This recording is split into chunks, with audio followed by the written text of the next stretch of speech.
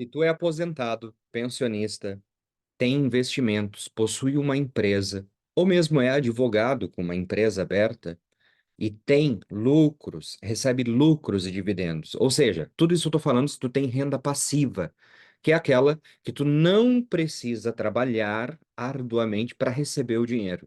Obviamente que eu vou falar as questões de empresas aqui e isso vai ficar mais claro para vocês. Então, o teu caso é o visto D7. E o vídeo de hoje é justamente sobre o visto D7 que nós vamos falar. Se tu não me conhece, eu me chamo Lucas Abad, sou advogado no Brasil e em Portugal e atuo na área de direito migratório em Portugal.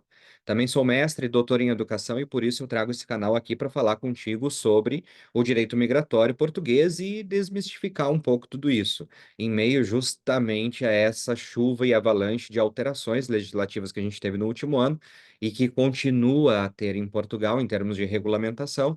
Então, o teu canal é este para descomplicar o direito migratório e eu tô aqui também para esclarecer as dúvidas que porventura tu venhas a ter, tá bem?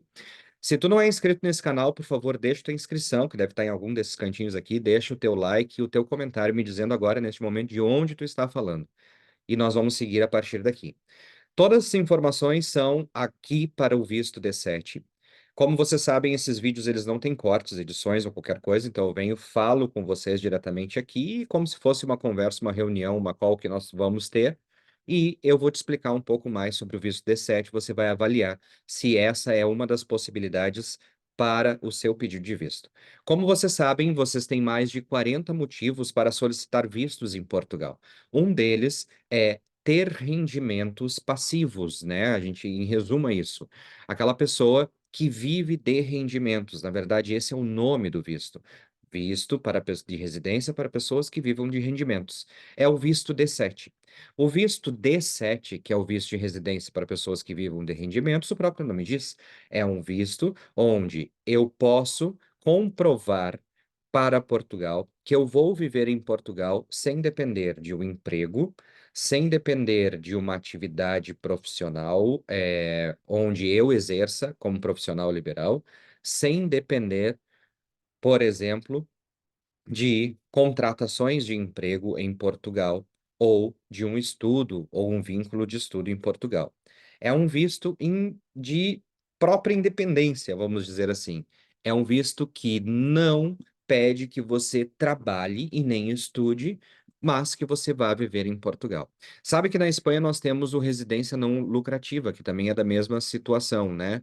É, que a pessoa pode fazer tendo uma quantidade X de dinheiro, ir viver na Espanha. Portugal é a mesma coisa. Tal é que, vamos lá, os requisitos. Um dos requisitos deles, nós já falamos, que é ter rendimentos passivos. O que que são rendimentos passivos? São aqueles rendimentos onde, como eu sempre digo, eu não tenho esforço do meu trabalho em compensação, ou seja, eu não tenho compensação financeira pelo trabalho, senão por rendimentos que geram. Claro que quando a gente fala de aposentadoria, eu trabalhei em algum momento da vida, né? Às vezes não encaixa esse conceito. Mas eu estou dizendo agora, não é trabalhou, ganhou, trabalhou, ganhou, trabalhou, ganhou. Já vou falar da empresa, que eu acho que vocês devem estar se questionando sobre isso. Vamos falar dos aposentados. O aposentado que já trabalhou a vida inteira e agora ele só está. Se ele não fizer nada, ele vai receber. É aquilo, é aquele dinheiro que a gente diz: faça chuva ou faça sol, o dinheiro vai cair na conta. Esse aposentado, se ele preenche os requisitos de renda, ele consegue sim é, pedir autorização de residência do visto D7 em Portugal. Deixa eu só pegar aqui a cotação do dia de hoje. Hoje é dia 17 de janeiro de 2022 e nós vamos aqui ver o salário mínimo de Portugal, 820 euros. Então, o brasileiro, por exemplo, que recebe 4.395 reais de aposentadoria, ele é elegível, sim, para o visto D7. Um outro detalhe importante do visto D7 é que você precisa ter depositada em uma conta portuguesa, este sim vai exigir como meio de subsistência o depósito em uma conta portuguesa, ele deve estar disponível em Portugal. O valor de 12 meses essa retribuição mínima, que são de 4.000, de 820 euros, ou seja, 4.000, vamos arredondar para 4.400 reais?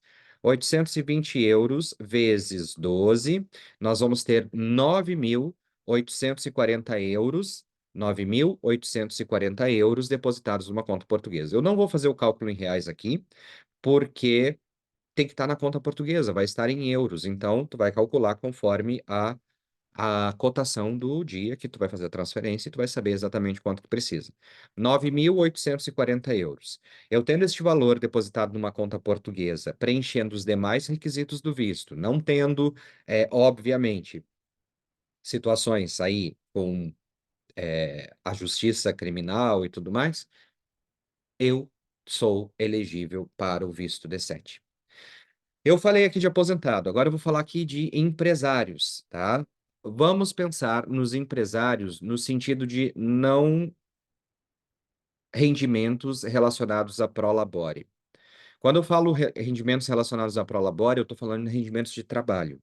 E se eu estou falando em rendimentos de trabalho, eu ou vou encaixar esse cara lá no visto de nômade digital, ou até mesmo num visto D2, se ele for empreendedor e for empreender em Portugal, ou num visto D3, a depender da situação, se for um contrato, ou como trabalhador independente, enfim. Inúmeras possibilidades, mas aqui nós estamos focando no visto D7. O visto D7 ele vai ser disponível, ele vai estar disponível para aqueles que recebem rendimentos passivos. Lembra da regra do rendimento passivo? Então, o Prolabore ele não vai servir como comprovação de renda do visto D7, porque ele é justamente um Prolabore. É para o trabalho, é para laborar, e não é essa a questão. Agora, se eu sou sócio de uma empresa, eu tenho uma sociedade, ou eu tenho uma empresa, e essa empresa me gera lucros e dividendos dessa empresa, por exemplo, estes lucros e dividendos, vocês concordam que ele é atividade de exercício de trabalho de outras pessoas que não dependem exclusivamente de mim? Ou seja, a empresa está auferindo lucro e dos lucros eu retiro uma parte por ser parte dessa sociedade. Entende? Independente se for 100%, 50%, 30%, não interessa. Desde que os rendimentos eles batam no valor anual de 9.840 euros, né? Conferindo os 820 euros mensais, e esteja o valor de 9.840 euros depositados numa conta portuguesa. O visto D7 é um visto de residência. Portanto, ele aceita que eu faça vistos de acompanhamento. E aí nós vamos seguir as regras do acompanhamento que vocês já têm aqui nesse canal, muitas informações sobre isso. Então, as regras de acompanhamento, elas servem para o visto D7. Então, eu posso pedir o visto D7 para mim e para a minha família.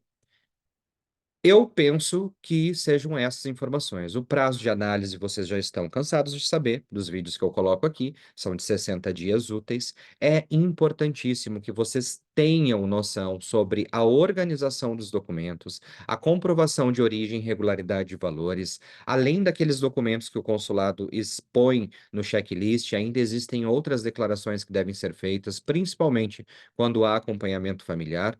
Qualquer dúvida que vocês precisem também de uma orientação jurídica, não deixem de entrar em contato. Nosso escritório presta serviços de orientação, de assessoria jurídica, e a gente pode te auxiliar. Assim como vocês podem também procurar outros colegas advogados ou solicitadores que possam dar essa orientação ou esse acompanhamento e assessoria para vocês. Sempre, sempre, sempre contratem um profissional habilitado, que em Portugal, para passar essas orientações para vocês, são advogados ou solicitadores. Espero que esse vídeo tenha sido proveitoso. Falei basicamente tudo do visto D7, e qualquer dúvida que vocês possam ter, por favor, mandem mensagens, deixem aqui nos comentários ou até sugestões para outros vídeos. Grande beijo para vocês, fiquem com Deus, até o próximo vídeo. Tchau, tchau. Vamos lá, aqui, encerrando.